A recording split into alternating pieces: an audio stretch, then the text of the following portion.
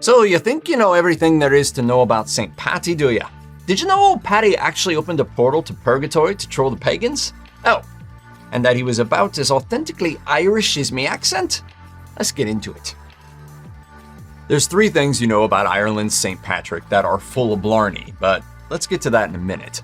While it's certainly true he really existed back in the 5th century, most of the things we know about him were made up to make him seem cooler than he ever was in real life.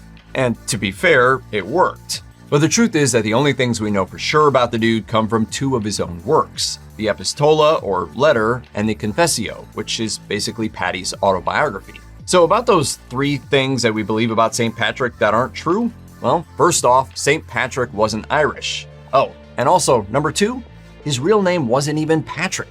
His name was Maewyn Succat, and he was the son of a Christian deacon in Roman Britain who was kidnapped by Irish pirates at age 16. He spent 6 years in slavery herding sheep. Eventually he got a letter, or had a vision, or heard a mysterious voice telling him to escape and where to find a ship home.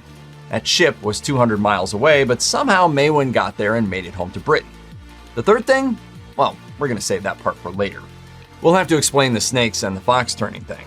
Wait till you hear the fox part. According to the Confessio, at one point St. Patrick and the sailors who brought him home were starving to death. That is until Patrick prayed and God sent them enough pigs for a 2-day feast. After that, Patrick devoted his life to God until he once again got a letter or had a vision or some combo of the 2. Then he heard a voice coming out of this letter that said, "Holy boy, please return to us, we need you." Since Patrick had had good luck the last time he listened to a vision or read the letter, he sailed back to the Emerald Isle, but this time as a missionary rather than a slave. Not everyone was happy to see him, though. Much of the rest of the Confessio was about Patrick, now a bishop, being on trial for mysterious reasons that he never really discloses. But while he never, confessios to any crimes, he does mention returning gifts given to him by rich ladies, not charging for thousands of baptisms and ordinations, and paying for a bunch of gifts he gave to kings and judges. It all sounds a bit bribey, but who knows? He's building churches and paying chieftains so that members of their tribes can join his order and become ordained. He's using church money to buy slaves. The whole thing does kind of point to money trouble, maybe using his job as a bishop to get that paper, as some do. But that's it. Besides a little more detail about dealing with chiefs and converting Christians, that's where the facts about St. Pat end, and the legend begins. The first major addendum to the legend of St. Patrick came from a 7th century monk and historian named Muirchew Macu Macdani, and no, that name's not made up. He wrote a work called the Vita Sancti Patrici, or the Life of St. Patrick.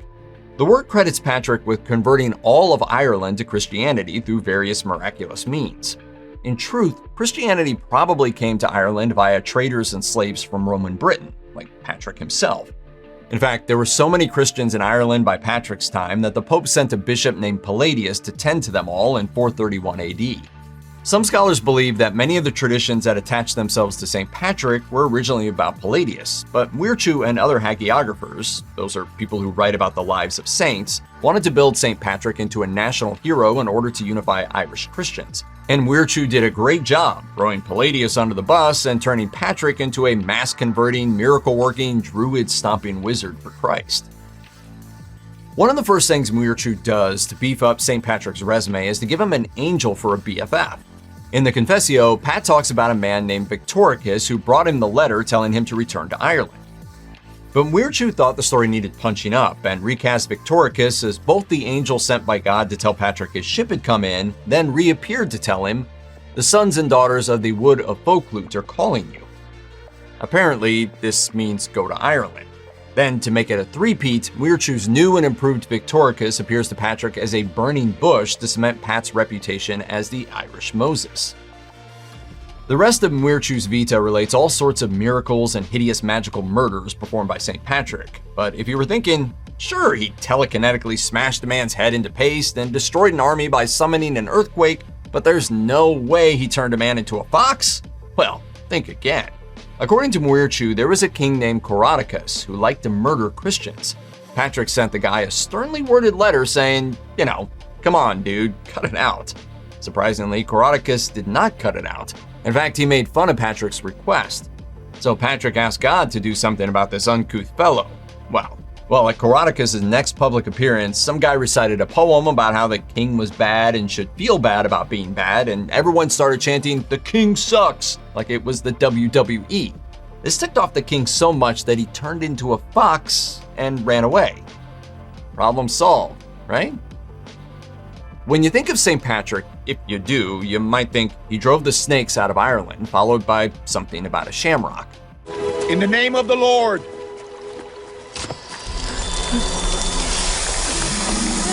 Problem is, there haven't been any snakes in Ireland since before the last ice age, so that actually didn't happen. Now, some of you may have heard that the snakes were a metaphor for the Druids, as Patrick is credited with driving paganism out of Ireland, and snakes are symbols of wisdom and healing to Druids. Paganism? Yes. Instead of praying to God, pagans prayed to things like twigs. Look, sometimes a snake is just a snake, man.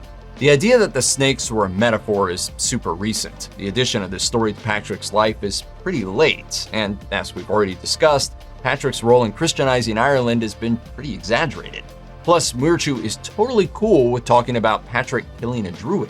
Now, as the Shamrock story goes, Patrick used the common three-leaf clover to explain the Holy Trinity to the pagan Irish. Oh, great Shamrock! You are powerful! No. This is simply a metaphor. The same way that the clover is one thing with three separate elements, God is three in one: Father, Son, and Holy Ghost. But the earliest written account of Patrick using the shamrock to explain the Trinity doesn't pop up until 1726. That's like 1,300 years after Patrick died. The story was most likely a convenient way to connect Patrick and the shamrock, both of which had become national symbols of Ireland by the 18th century. National branding at work. Everyone knows if you don't wear green on St. Paddy's, you get pinched. The next time someone pinches you for not wearing green on St. Patrick's Day, pinch them back and tell them St. Patrick's color should be blue, not green. And mention the fox story, because that's just amazing. Anyway, although Ireland is known for its lovely rolling green hills, blue was the quintessential Irish color for most of the country's history. St. Patrick himself used to be shown wearing blue, as was Flahas Éireann, the ancient female personification of the island. Blue became a patriotic color for the Irish, and St. Patrick's blue in particular was worn by the chivalric Order of St. Patrick in the 1700s. Traces of blue can still be seen in Irish Guards uniforms. By the modern era, St. Patrick's blue had been largely forgotten, and green was heavily incorporated into popular St. Patrick's Day celebrations, particularly in the US. The idea that the color green is the first line of defense against leprechauns, for example, is a fairly unknown, albeit charming, Irish-American myth. A further bit of evidence that Patrick didn't wipe out all the Irish pagans in his lifetime is that pagan arguments against Christianity were still widespread in Ireland 1,000 years after Patrick's death. But perhaps the best-known argument during the 5th century came in the form of a series of debates between St. Patrick and pagan warrior Uiscin. Uiscin was the son of one of the greatest warriors of Irish myth, Finn MacCool. Uiscin managed to outlive the rest of Finn's warriors by marrying a fairy princess who took him to the land of the young. When he finds out that what he thought was a few months there turned out to be 200 years, he returns to Ireland during Patrick's time to find things have much changed. Instead of the warrior clans he's used to, he found priests, monks, and churches everywhere. Patrick's the only person in Ireland who recognizes the once great Celtic warrior, and the two engage in a lengthy series of debates over the value of a pagan life versus a Christian one. Uiscin argues that Christians are small-minded, intolerant, and mean-spirited, while Patrick condemns the violence of Uiscin's way of life and extols the greatness of God. The way he does this is by spouting bigotry and fire and brimstone dogma, inspiring Uiscin to call him Patrick of the Closed Mind. And he's not wrong. On the balance, Patrick, and by extension Christianity, come off looking pretty bad. According to 13th century legend, at one point in his mission to Ireland, St. Patrick despaired that he might never get through to the crazy pagans and begged God to send him a sign that he was doing the right thing. God told him to draw a giant circle in the dirt with his staff, and when he did, a literal Hellmouth opened within the circle. And by Hellmouth, we mean a gate to Purgatory, the afterlife's waiting room where people cleanse themselves of sin. From this almost literal hellhole, one could hear the wailing of sinners, and Patrick used the site to prove the existence of the Christian afterlife. Stories of medieval heroes trying to enter this portal and survive are fairly common. What the hell? Your eyes should have been ripped out hours ago. I know. I was able to chew my legs off by myself, but I can't get my teeth around my eyes. Here's the thing though, the place, Patrick's Hellmouth, is totally real, and you can get there. Not like casually, the way you might get to, say, Disneyland, but annual pilgrimages to the monastic compound built over the gate to the afterlife continue to this day. It's on an island in the middle of a lake called Lac d'Ur. The pilgrimage requires visitors to walk barefoot in contemplation in what's known to be one of the hardest pilgrimages in the Christian world. But is the Hellmouth part real? Well, you'll have to make the trip to find out. Okay, so that third thing? Well, if you've been following along, you probably guessed. St. Patrick is technically not a saint because he was never canonized.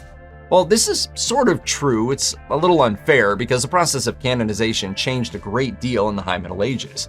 In the 12th century, Pope Alexander III made up a new rule that saints had to be approved by Rome, no exceptions. The process evolved over time, but it eventually came to involve an investigation into the holiness of the person in question, along with evidence that they performed miracles. There's one loophole. A pope can simply declare that an ancient saint is a saint via extraordinary canonization. St. Patrick was referred to as a saint long before these rules came down, but for some reason he never got the official nod from any pope. Ergo, not really a saint. You can certainly make the case that this is nothing more than hair splitting. Hundreds of people became saints before the 12th century, and they're still treated as saints today. Furthermore, as noted by one horrified author from the ancient order of Hibernians, St. Patrick's relics were formerly interred in a monastery under the watchful eyes of a cardinal shortly after the rule change. This ritual was often used to identify a saintly person before a more formal process was developed, and the presence of the cardinal was effectively a form of consent from Rome. But as far as getting the nod from the Vatican, Patrick's still waiting.